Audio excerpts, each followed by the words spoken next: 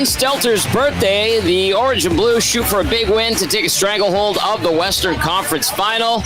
We get you set for Game 4 between the Oilers and the Stars right here on the GCL Diesel Oil Stream pregame show. Good evening, everybody. Hope you're doing well. Tom Gazzola, Leah Simakopoulos from the Dallas Morning News, live on location at the Canadian Icehouse in Ice District. It is hopping. It is a nice day.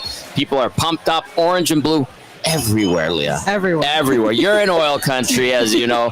Hernan Salas back at EST Global HQ. We will hear from Matt Cassian, our game analyst, in a little bit. And, of course, we do want to hear from you. Text us, 780-218-9999. Get to the nasty chat as well if you're watching on YouTube. To those of you listening on iHeartRadio, TuneIn Radio, and, of course, the Edmonton Sports Talk audio player, thank you so very, very much. Of course, GCL Diesel, providers of the best diesel engine components around, from turbochargers to ejectors, fuel pumps to sensors. They are the critical engine component experts, proud to serve Edmonton and Northern Alberta for over 50 years. Let's get right to Leah. Hey, you're exploring the city. I am. What did you learn about Edmonton yesterday? It was a beautiful day. Yes. I walked around a little bit in some of the parks by the river. Yeah, the River Valley Walk, yes. I went and saw a movie just to kill some time last night. Did you go to the theater right here? I did, yeah. Was it very quiet there? It was. There was not a lot of people there. Don't tell anyone. That's my theater, too. Oh, I go to that one, yeah. It was great. So, no, I've loved it here. It's been fun to walk around a little bit. The summers here are quite tremendous. Yeah. And then we also get storms that happen like in 2 seconds. Yeah, I was sitting down for dinner right as that storm came and left, so it was perfect timing. That's what happens around here. But I'm glad you're enjoying the city. Thank you. Maybe you're back for Game 6. We shall see. We'll see. Those Dallas Stars have some work to do. They're down 2-1 in this series. But, I know, Leah, that Pete DeBoer is talking about things he likes about what his team is doing. But do you buy some of the stuff he's saying, or is he just kind of hyping them up at a crucial time in this series and in their season?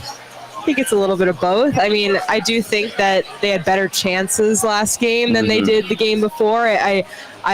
Pete's a big, I focus on the process more than the result kind of coach. And I think at least through 2 periods, they were in that game besides the McDavid goal with, 18 seconds. Yeah. That was kind of a killer for them. But, I think it's kind of tough he's drawing the positives, but they have been outscored 9-1 the last 2 games. Things aren't looking great. But the Stars when they lose bad in this playoff run. A lot of it is because it feels like they're really pushing, trying to generate some sort of offense. And with a team like Edmonton, it could just go the other way so fast. So maybe the score isn't as representative of how they feel like they've been playing, but they got to convert on some of those chances. A guy I know that they would like to have and who is important to the offense is Roope Hintz, and he took the warm-up. He did skate yesterday. Yeah. Did not ultimately play in Game 3. I know that is an issue. He's a guy that's killed the Oilers with his speed and his skill at times. What's your sense of Hintz and his availability? He didn't skate this morning. Yeah. So, to me, that's not a great sign, but they're calling him a game-time decision again. So he did skate yesterday.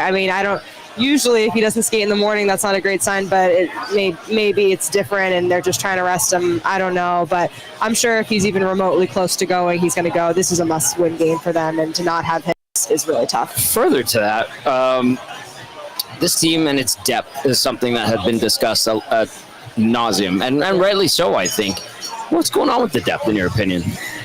Your guess is as good as mine. Okay. This team is built to win in the playoffs. They have 3 lines that are arguably top lines, and even the 4th line is pretty solid. It's a pretty solid scoring line, and they mix and match combinations, and they just haven't gotten anything going. And you take Hintz out of the lineup, that was the one line that you felt like you could depend on for some goals. So, yeah, they need. Jason Robertson scored a goal that he didn't even know he scored, so that's maybe good. But they need him to score. They need Wyatt Johnston to not be -17. They need Matt Duchene to score. If one of those lines can get going, I think it could be a game changer. But lately, it's been 0. Wyatt Johnston in that green jacket. He's hunting it down, my goodness. Nat, so do you want to jump in with Leah? Sure. Yeah. Why not? Get in there. Leah, just for me at least, looking at this series, is Dallas is going to get back into it. For me, one of the big keys is Jake Oettinger. I don't think he's been terrible, but still, they're down 2-1 in the series. How many goals can you actually blame on him? You got to get into the context of every goal there, Leah. But What have you made of Jake Oettinger? He's a very confident man. He says he believes and he thinks he's getting better and better here. But what have you seen from him? And do you kind of agree that this team's only going to go as far as he takes it? Absolutely, yeah. I think, I don't think Jake Oettinger has been bad by any means. I think Stuart Skinner has been better, and I think Dallas needs Jake Oettinger to be better than Stuart Skinner in this series. I think we've seen in the last 2 rounds, Ottinger's numbers have gotten better as the round has gone on. He's elevated his numbers games 4 through 7 compared to games 1 through 3, so this is kind of the time they need him to reach that next level. And I agree, you can't blame all the goals on him when you have a 3-on-1 with Connor McDavid. I mean, and no goalie's going to stop that. But if you look at kind of the Stars' numbers in the playoffs here, I think it's 0-6 when allowing 4 or more goals. They've only won 2 games when allowing 3 or more goals, and they're 7-0 when allowing 2 or fewer. So that's the key for them. I mean, especially if they can't get the offense going, they just can't let Edmonton score more than 2 goals, it feels like, and he's a big part of that. Leah Simakopoulos joining us from the Dallas Morning News here on the GCL Diesel Oil Stream pregame show. Tom Gazzola and Hernan Salas with you as well. Okay, some of those stats, and one of them I actually felt like a dum-dum because I was going to ask you last game, but the trend continued. Edmonton wins that game, takes the 2-1 series lead. Dallas falls to 2-5 on the road this postseason, 7-2 at home. Leah, why is there, in your opinion, such a disparity between the 2 records when they're either at home or on the road? I mean, they just haven't been able to generate offense on the road, especially. It feels like they've had a little bit better luck. They haven't scored first once on the road. Good point. I think they're being outscored 9-0 in first periods on the road. Yeah. Something like that. Yeah, I mean, it's not good. It's not good. So they've said, repeatedly today, their first goal, besides winning the game tonight, is scoring first. And I mean, that obviously is the goal every game, but that feels pretty important because they've been chasing this entire series, and chasing on the road is a really tough spot to be in, no matter who you're playing. And that's where they found themselves a lot. So, their road wins were either 1-goal games or overtime games. So it doesn't feel like they're going to blow anybody out on the road, but at least if they can start with a lead, that's a better start than where they've been. 3-0 when scoring first this postseason, 6-7 when the opponent scores first. That's crazy. I mean, and we're getting deep into the postseason here, and that is the case with this team. Okay, what's your sense going into this game of the type of hockey we're going to see? I don't know if we're going to get the over. I know it's set at 6.5 again. I feel like it's going to be a lower scoring one. Am I crazy to think that? No, I feel like that too. I don't think anyone's going to project Dallas goes out and scores 6 goals. It doesn't happen too often this postseason. So I think it'll be a little closer, a little tighter. We'll see, but this is a big one for the Stars. I think everyone on both sides kind of knows this could be the series right here. So, they feel like they have the desperation they need. So we'll see if they can bring it. Physicality, is that one of the things they want to do? I know they kind of went after Zach Hyman a little bit. People have been talking about that, and they're like, okay, like you can keep. Do you know, by the way, Zach Hyman's going to set the record for hits in a postseason? I saw that. That's crazy. It's insane.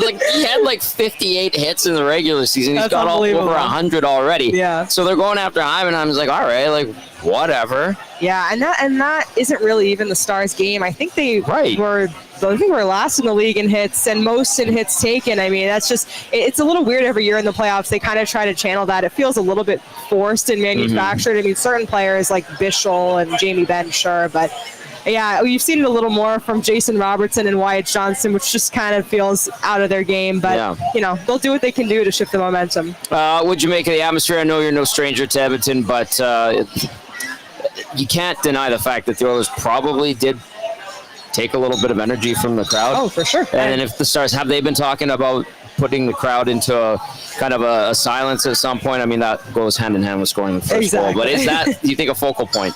I think so. I mean, the advantage here, the home ice advantage here, the home ice advantage in Winnipeg.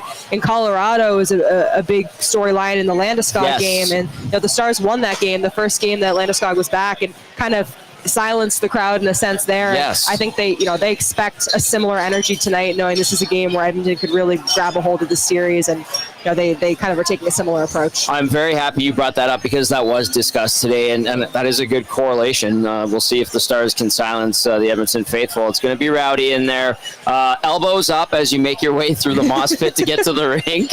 And Thank you. It's always a pleasure, Leah. Thank you for doing this, and I'll see you up in the press box. Of course. See you there. There's Leah Simakopoulos from the Dallas Morning News. Great stuff from her covering the Stars. Follow her on social media to keep up to date with the Dallas Stars. All right, Nan, so we have some audio and video to get to. Let's go to someone who's making his or returning to the lineup, not playoffs debut, but series debut. That is Victor Arvidsson. Let's hear from the diminutive yet feisty Oilers forward.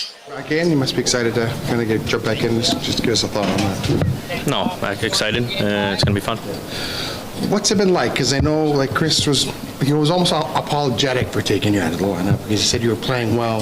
Just sometimes that happens in the playoffs. Like, what's it been like for you when he told you that, and to be just kind of watching for the last little while? No, of course it's tough. I myself think I should be out there, and it's happy to be back. And think I played well when I was playing, and for the time I was on the ice. So your line was playing extremely well. Like you guys made a big difference in a lot of those games. I guess. Just what was that connection like with you guys? No, it was great. I think we talked a lot as a line, and I think we wanted to accomplish the same thing, all three of us. So I think we did a good job.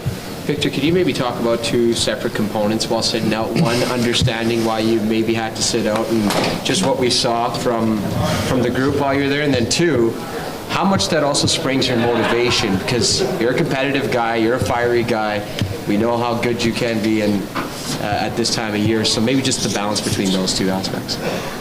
No, I guess they wanted to make a change, and that's what they did, and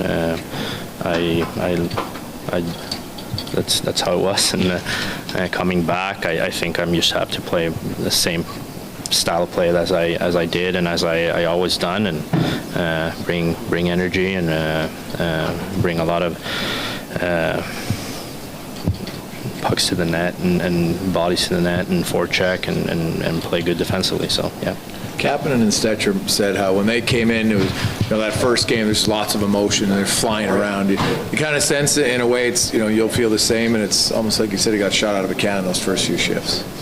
Yeah, of course, but I think I play that way every single shift and every single game I play. So I think it's going to be no difference today, and it'd be fun to be out there. Mentally, what's it like when you know you're playing well and yet they want to make a change for whatever sake, whatever reason, tactically or whatever? What's it like for a player to kind of realize that it's not necessarily your fault you're not playing?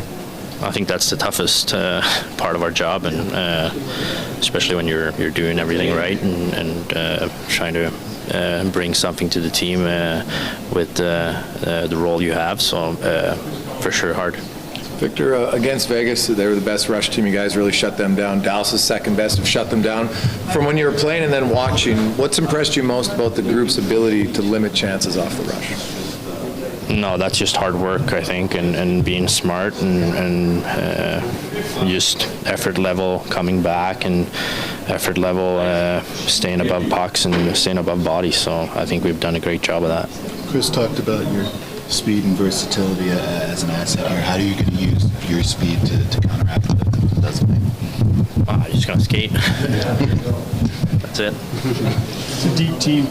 I mean, you've got guys not playing that have multiple digit goals, 15, 16 goals, that sort of thing. You know that when you sign here, but I guess it's a good thing, when you've got the level of options that you have up front. Yeah, obviously, and then we have the top end talent. So we gotta everybody bring that and bring our game. Arvidsson, who sat out the last 5 games, hasn't played since Game 3 versus the Vegas Golden Knights. He returns to action. Connor Brown is out. Connor Brown getting hit pretty good by Alex Petrovic, Edmonton native Alex Petrovic, and Brown will not play. We do know that for certain. No Mattias Ekholm, and Calvin Pickard will back up Stu Skinner. We'll get to your starting lineups a little bit later on in the show when the teams hit the ice for warm-up. Until then, it's kind of ambiguous, and we'd only be guessing and projecting who we think will be out there for both teams, to be honest with you. Both teams not doing any line rushes in their optional morning skates. All right, Nanso, I'm not going to lie to you. Victor Arvidsson sounded pissed, and he seemed pissed off. We brought it up in the on EST afternoons, but I mean, he should be. I mean, that's what you want. Like, he shouldn't be happy he's sitting out. And listen, and some people are saying, well, he's not a team guy. Well, I think he is. I just, like, the guys that are sitting out shouldn't be happy. You want to be playing. So yeah, I don't look at it as a negative. It's interesting that he goes, I was doing everything right. Like, I don't know why I'm out. Like, he didn't say that like the way I said it, but that's what he was getting at. So yeah, I don't blame him for saying that either. No. They needed to switch something up, and they did, right? Yeah, exactly. So for me, I mean, so now we're gonna see what kind of bring Arvidsson brings to the table tonight. And again, I don't think he was deserving of being out, but you had to take someone out. And and listen, when it's tough to look through your lineup and be like, man, who do we take out? And you have to take out a guy like Victor Arvidsson. That just shows the depth of your lineup, and that's a good thing. So I have no issues right now with what's going on with Victor Arvidsson, and I'm expecting a good game from him. And like you said, we'll wait to see what the line combos are. There hasn't been any confirmation, but I don't get why people would be upset that he's upset. He should be. You should always want to be playing in the playoffs. Yeah. I like that he's fired up. Like, Connor Brown didn't even play in the first round last year. He was pissed off, and he came in and played really good. He didn't play in the first round, Tom? No. Wow. Because he was so good last year. He certainly was. And guess what? He was angry. Yeah. And he played focused, and he played with that passion and anger, and he harnessed it, used it properly. He put together a really good postseason, hasn't looked back since. I mean, Skinner's been pulled. Arvidsson can do the same way. McLeod and Fogle sat out last year. Cody Ceci sat out last year. Good teams that are Stanley Cup contenders have these issues, Tom, where you have to sit out a very good player. Yeah, it's a good problem to have. The one lineup note when it comes to Arvidsson, we saw Jack Michaels. I think he let it slip. Arvidsson expected to play with Janmark and Podkolzin, so we'll see if that comes to fruition during warm-up. That's going to happen in about 20-25 minutes or so. Nanso, do you have a question of the night for everybody? It's not really a question. It's more of a topic, which is kind of weird, Tom. But I found it so interesting that so yesterday we asked it on ESC Afternoons, should Ekholm be back for Game 4 or whatever? And I was blown away the amount of people saying leave everything how it is. You don't need him right now. And I'm like, they're like, why rush him? I'm like, but he's not rushed. He's him and the doctors have been they're clear. He says he's from everything I've been told, that's debatable. Like, the doctors are going to clear him when they think his body can hold up to the rigors of NHL playoff hockey. Certainly. Okay. But in theory, should he rest and heal more? I think the answer is yes from everything I've been told. But yeah, you're right. So when people say don't rush him because everything's going well right now, yeah, I get that. And I think there's a good argument there. But he says he's ready. The coach says he's close. Of course he's going to say he's ready. But to me, it's like, okay, so let's frame it this way. If he's cleared to go by coaches, by doctors, by himself, should he be in the lineup in this series? Because what I saw yesterday from the response we asked on EST Afternoons was no, like save him for the final. And I'm like, but we're not talking about a sixth defenseman here. We're talking about the team's best defense. Well, I think if they were in desperation mode, he would be in. Okay? If he got the all clear and green light from the doctors, his body is telling him he's good enough to play, and they were in a situation where they were desperate and the back end was struggling, I think he would probably play. We're not in that scenario right now. If you're an Oilers fan, thankfully, things are going well, so they can give him some more time to rest and heal, and he's going to get at least today and tomorrow for that. So I think that's a good thing. I don't mind it. I understand. Does it change, though? Pushing it back. If Dallas wins tonight and then you're in the best of three, does it change his timeline? Yes, absolutely, it changes it.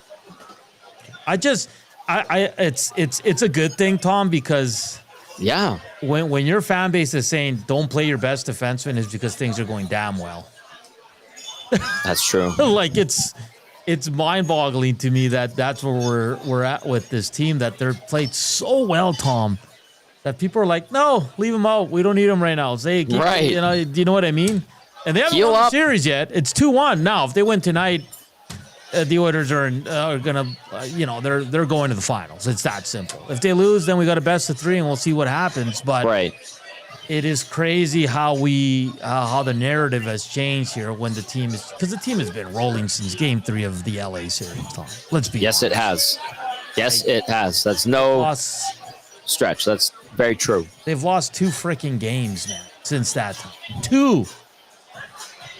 I know. One other thing about Ekholm is I've been told he's quote unquote very persuasive, so he's probably itching to get back in there. We'll see. It won't happen tonight, right? Of course. He hasn't played since April 11th, so let us know your thoughts. 780-218-9999. Right, Tom? Because he has 41 regular season games. If he doesn't play in the playoffs, though. He's played more than enough regular season games. I don't think he's worried about that right now. It's like one Stanley Cup final game. I think it's like a good chunk of the playoff games, and then I can't remember if it's like 50 regular season games, something along those lines. Because people were asking the same question about Jeff Skinner, and he more than enough has passed the threshold to get his name. Okay, if it were to happen. I know Reed gave us the numbers yesterday. I'm just kidding. I think it's 41 regular season games, though. That could be it, but anyway. Winning the series should be the focus. Winning tonight should be the focus, and I don't think that is his motivator just yet. I think he wants to make sure he helps his team win as soon as he can. Let us know your thoughts. 780-218-9999. Get to the nasty chat as well. Okay, well, let's get to the game day odds check brought to you by our good friends and partners at Play Alberta, because gaming made easy anytime, anywhere. With Play Alberta, you've got a full casino experience right at your fingertips. Play from your phone, tablet, or computer, whatever works for you. Download the Play Alberta app today and get started with a $100 casino bonus. Just deposit $20 with promo code 100casino. That's all caps, 100casino, no spaces. Play smart, play local, and remember to use your game sense. The money line for tonight over at Play Alberta is Edmonton minus 164, Dallas plus 130. The puck line has Edmonton at plus 140, Dallas at minus 227. Over-under set at 6.5. The over at minus 105. The under at minus 133. That is your game day odds check brought to you by our good friends and partners at Play Alberta. I said it earlier to Leah when she was on with us. I'm taking the under tonight. What about you, Hernan?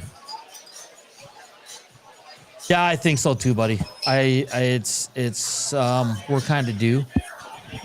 Although that offensive explosion the other night was lots of fun to watch. Yeah. Oh, you have been. I've noticed that. Yeah, but remember the Vegas game that went to overtime with no goals? That was still a fun game. That was.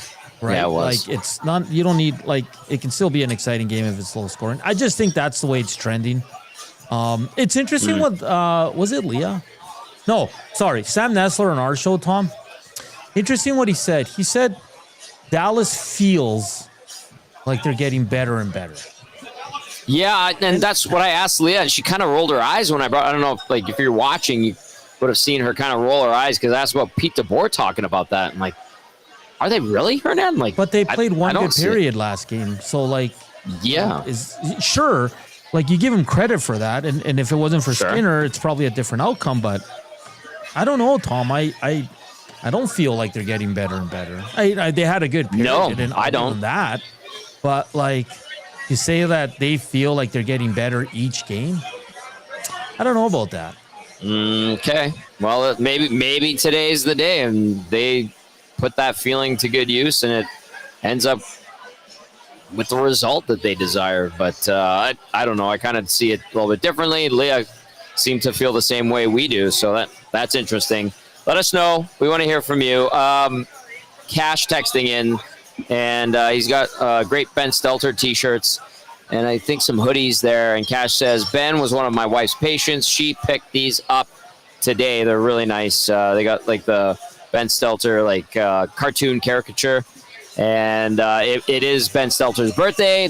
Everybody, Hernan included, great stuff on location at Popeyes on 170th today, and proceeds from sales at Popeyes. I think it's 21 locations Cal Farby was talking about in northern Alberta will be providing proceeds to the Ben Stelter Foundation, which is awesome. And I was saying to Jess Jackson on the Bear today, Hernan, I'm like, kind of fitting. The universe sometimes works in mysterious ways, and this game falls on his birthday. So we'll see if maybe there's some extra juju there from young Ben.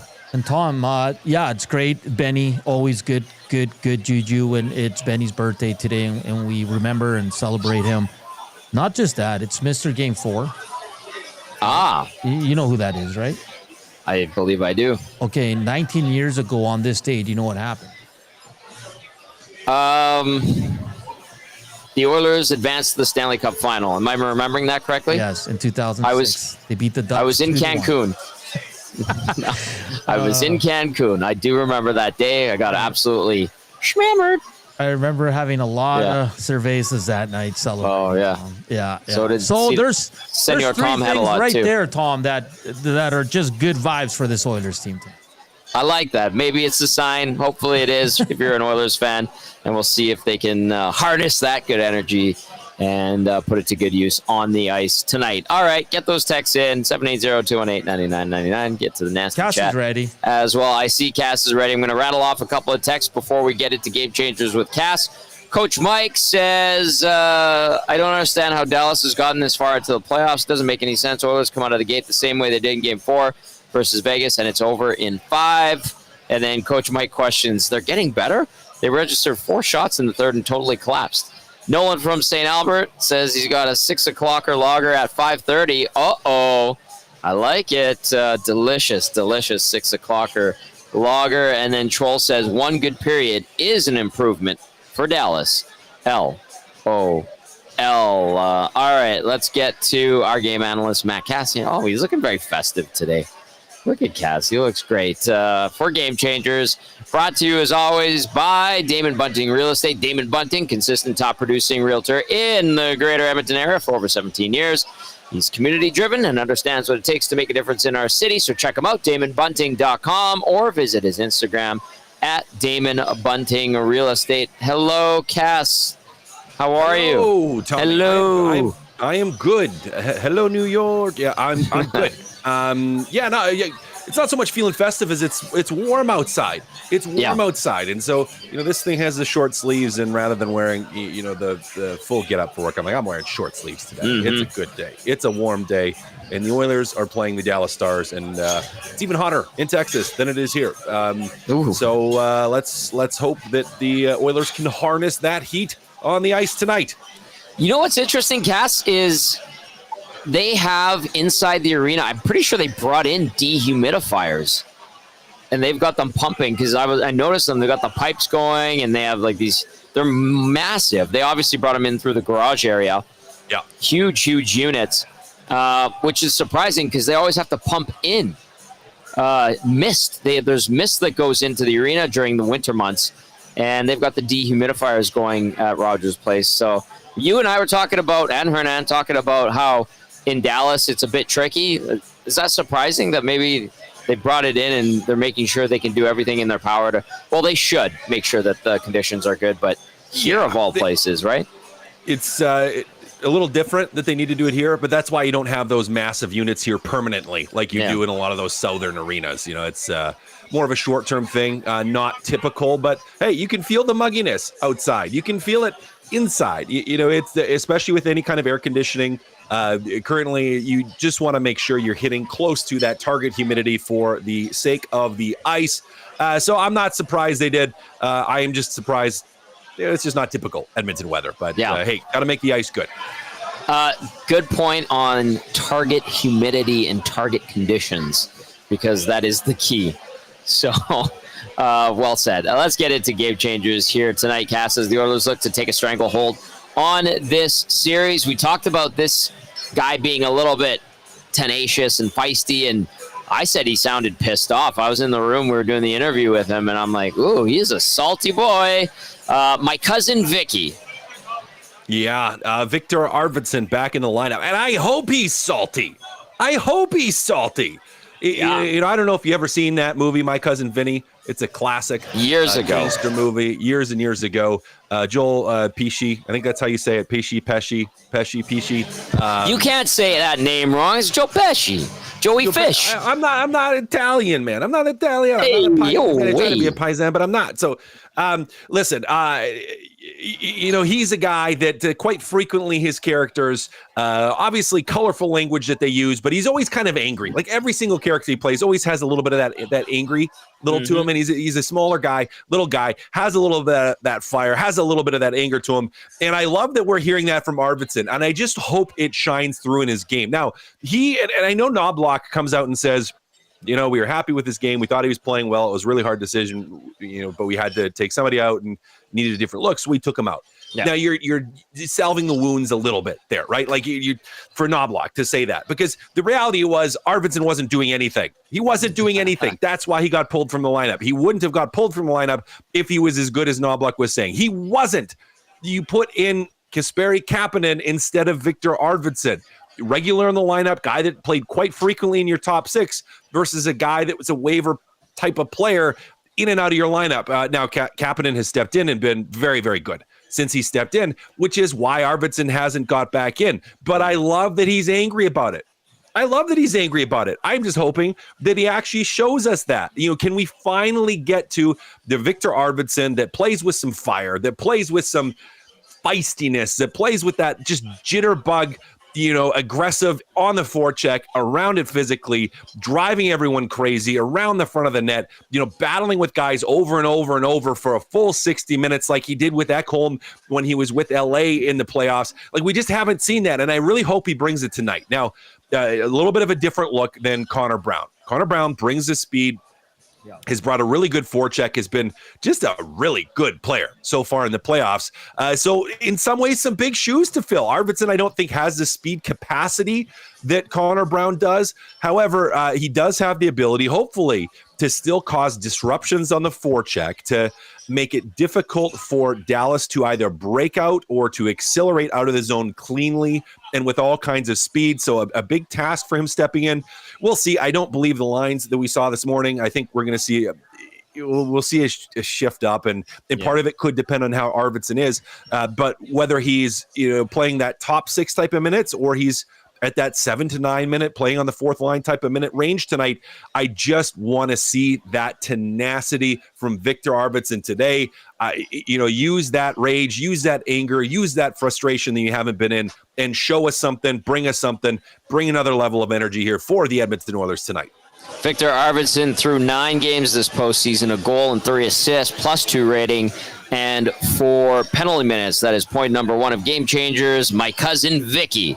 All right, number 2 tonight, Cass, a hint of doubt. Who knows if Hintz is in the lineup yet? Now, my speculation, Tom, I think he's going to play tonight. I think he's going to play tonight. I think they're going to try to freeze whatever is going on with his foot again, and I think he tries to play. Now, huge swing one way or the other, right? Like, and a little bit of a risk, I think, for the Dallas Stars, because even if it's good enough to go, is he going to be able to be fast and explosive and that type of player that Hintz is when he's playing well?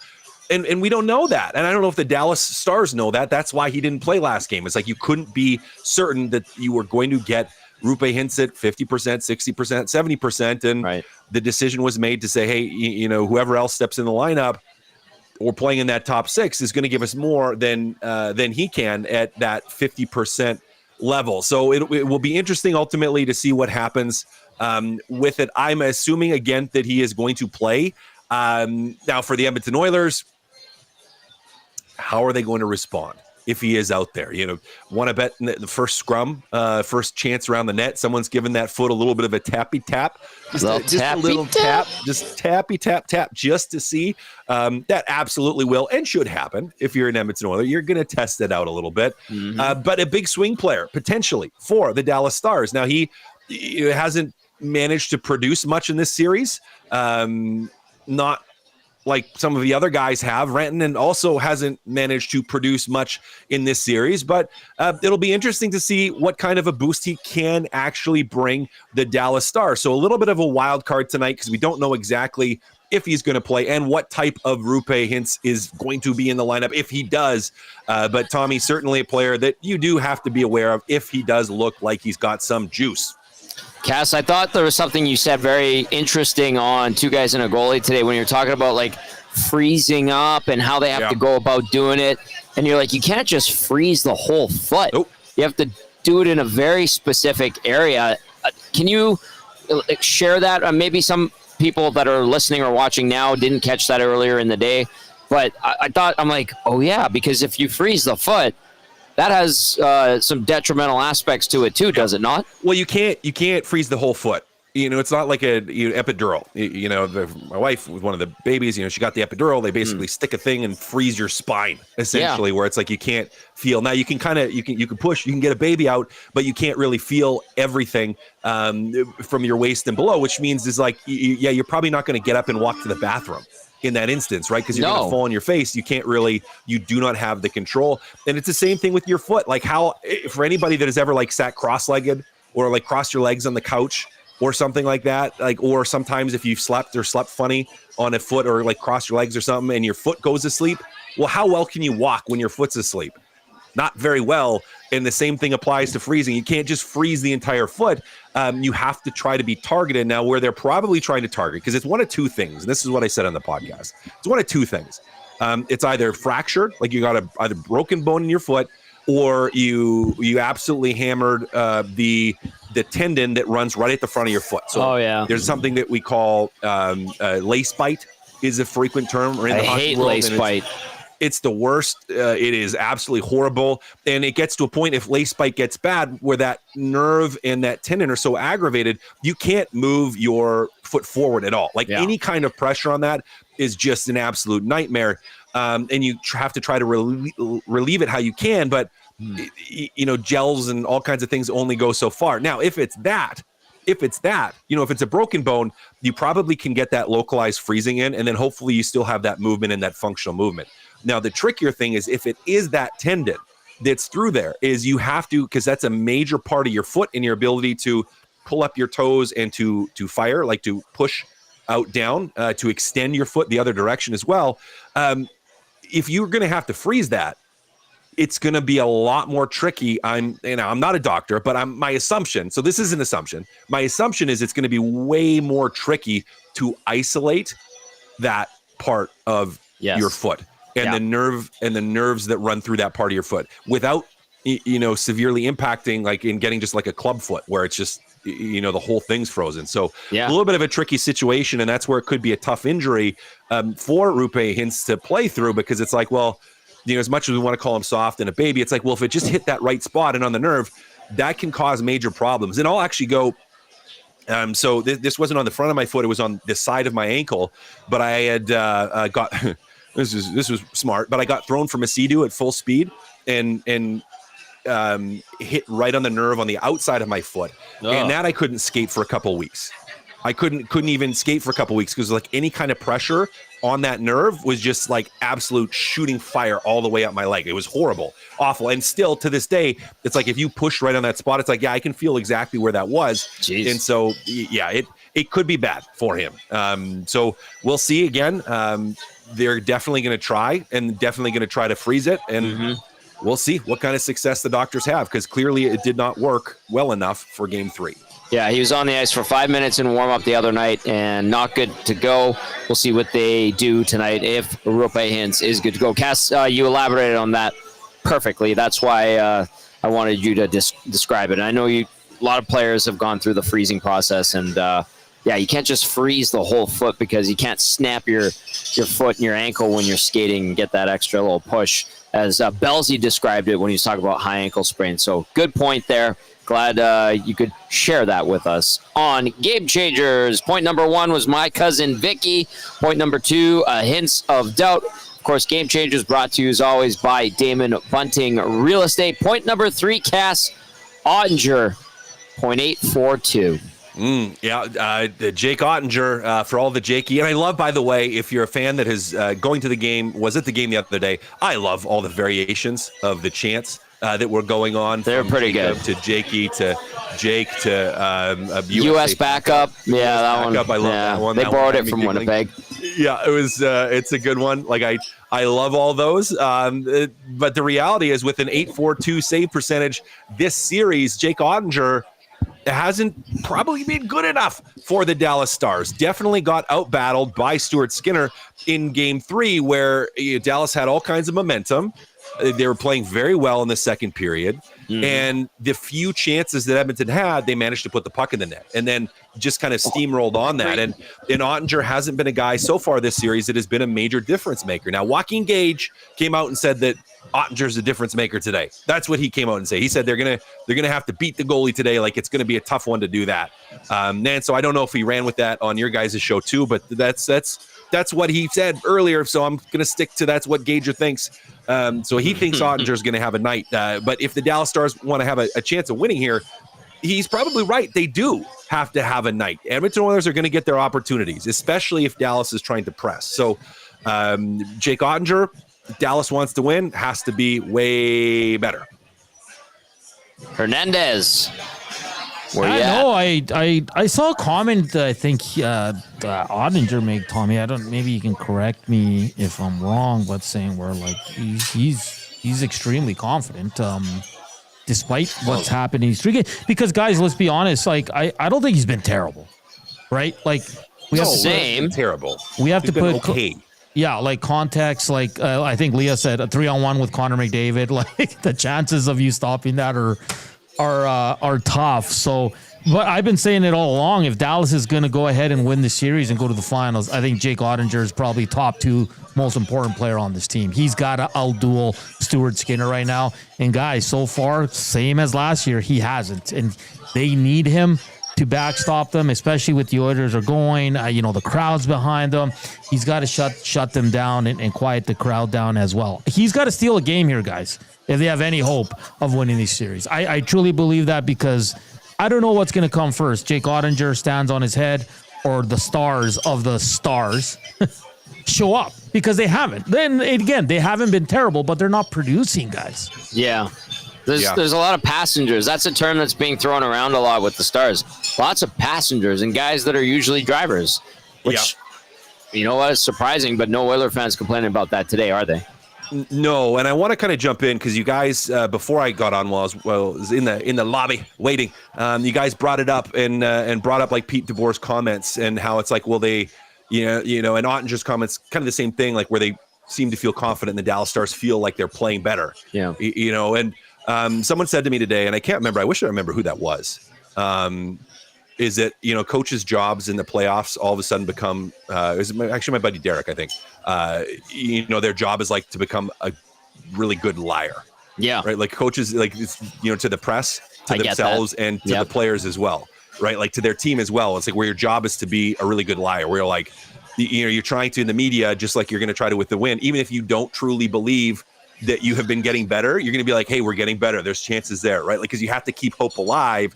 You have to keep the belief in, because if you don't have that as a coach and you don't have that buy-in and belief from the team, you're going to fall apart. And so in goaltenders, it's the same thing. Like if you just are like, yeah, I suck. I've been really horrible. This is brutal. I'm not getting better. We can't win this. Like, what do you think is going to happen? It's going to be self-fulfilling in a lot of aspects. So, Ottinger's comments, the same thing. It's like, he hasn't been horrible, but he hasn't been great either. He hasn't stolen them anything.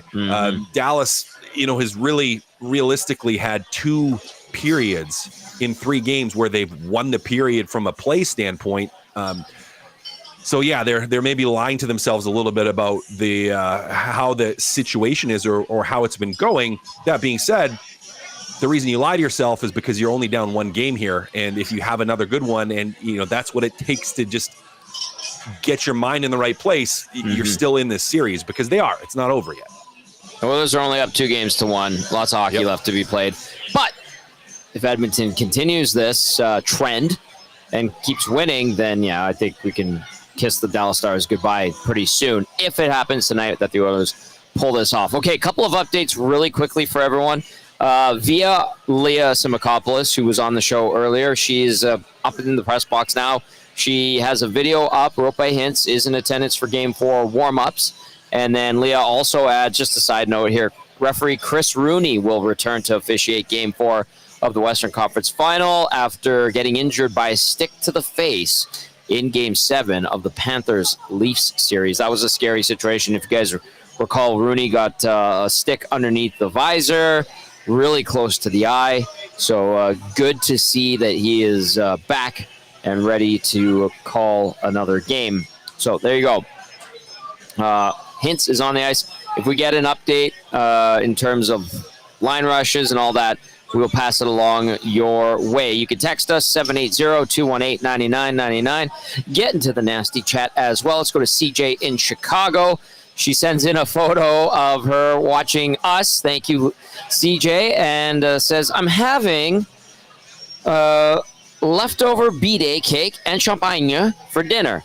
If this isn't stress consumption, I don't know what is. Go Oil, a very nervous CJ. Great setup, and hopefully the champagne, yes, I'm saying it obnoxiously, champagne, helps you ease some of the nerves.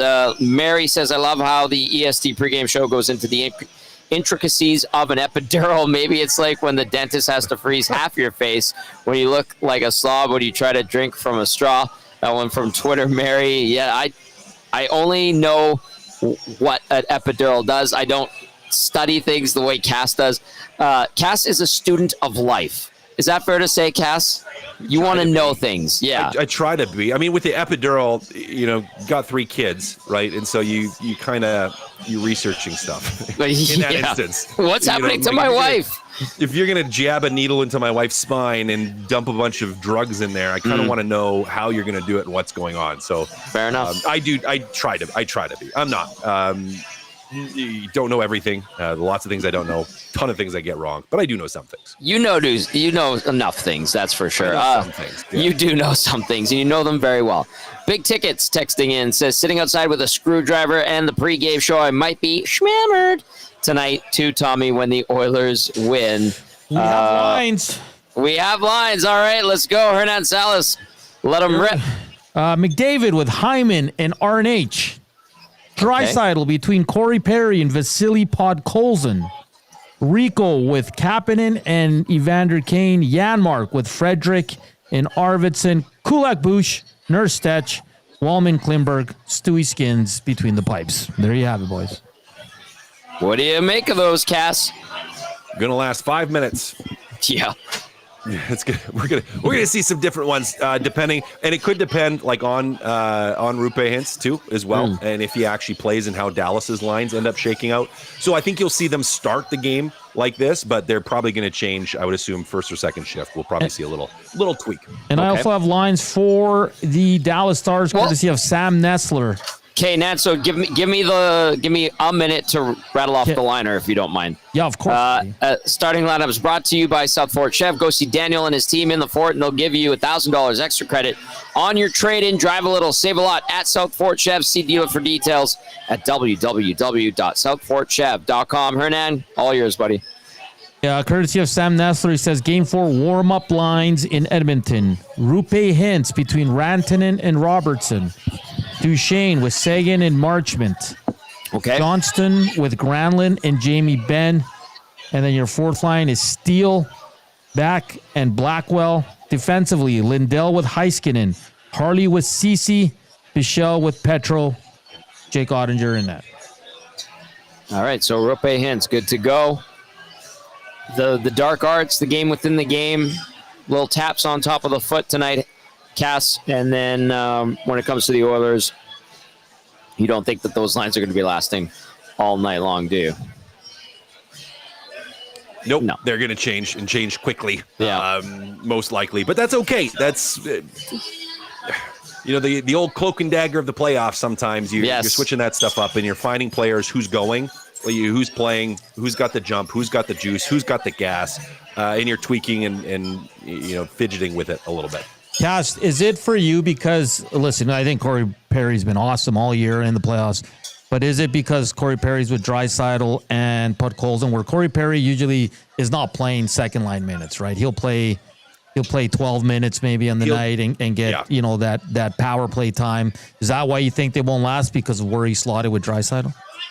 That's the first indication to me that they're probably going to see some movement around there, right? And Arvidsson stepping into the lineup is going to be the second one, where he's starting on that line, and you're gonna move him around a little bit. So that the Perry, I think, is the biggest indication, which is a good point. I didn't point that out, but thank you for doing that. That's a great thought on that. Like that's kind of what jumps out at you, where it's like, yeah, he's not going to play 18, 20 minutes, nor should he. He's going to give you a really good 12, which means you're going to see some tweaking. That takes us to the Advantage Sport Medicine and Physiotherapy injury report. They like to tell us that Connor McDavid has a team of specialists. You, me, everybody else, a bag of frozen peas. So get the same locker room approach that's trusted by the best in the game at Advantage Sport Medicine. Book your assessment today at www.advantagesportmed.ca or call 780-460-9977. For the Oilers, Connor Brown, undisclosed. I think it's safe to assume upper body after that hit from Alex Petrovic. Mattias Ekholm still not ready to go, lower body. Alec Regula has been out ever since the Oilers acquired him off of waivers from the Boston Bruins. Knee surgery and recovery for Regula. For the Dallas Stars, Nils Lundqvist is the lone injury, shoulder issue there. And then Roope Hintz, good to go for tonight, did not play last game. So there you go. That is your Advantage Sport Medicine and Physiotherapy injury report. Okay, guys, couple of texts, and then we'll wind things down here on the pregame show. Brandon Not Manning says, with the dehumidifiers, you don't want frost buildup on the ice. Best ice in the league for a reason. I think, got voted second best in the NHL by the NHL Players Poll. The NHLPA Players Poll. Montreal holding on to top spot. Vegas, surprisingly, is in the top 5 as well. I think Minnesota was in there and Winnipeg, too. The Playbook texting in says, afternoon, fellas. Are either of you worried about a drop-off in Skinner's game as Pickard returns to the bench due to the psychology and pressure, knowing now that a few mistakes and he could once again lose the net? Thanks. Go Oilers. That's from the Playbook. Cass, what would you say to the Playbook? Nope. Not concerned. Yeah. He's feeling it. He gets better as series goes on. He's feeling it already. No, at this point, I am not concerned about that. Manso, what would you say to the Playbook? I share what Cass just shared with everybody listening and watching us. I like it. Good teamwork. Good teammates, good teamwork. All right, guys, a couple minutes here. What type of hockey game are we expecting to see tonight? Cass, we'll start with you. I still think it's going to be a tight one. I think Dallas is going to play. I don't think they have the 5-on-5 game right now to beat Edmonton. So I think Edmonton wins a close one. I'm with low scoring, tight one as well. But I'm with Cass, and I've been saying this for a few days now. I don't agree with that Dallas is getting better. And they might up their game, guys, but if the Oilers up their game, they're still not better. So I think the Oilers win this one, but it's going to be low scoring and tight. I'm with you on that one. I'm taking the under.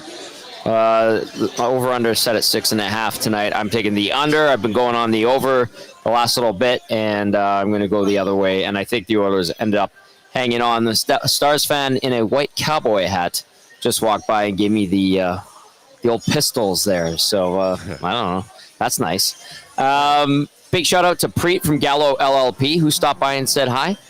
It's been great here at the Icehouse as always. Look forward to the post-game show here on location. Big thanks to Tian. He's the best here at the Icehouse and the entire fantastic staff.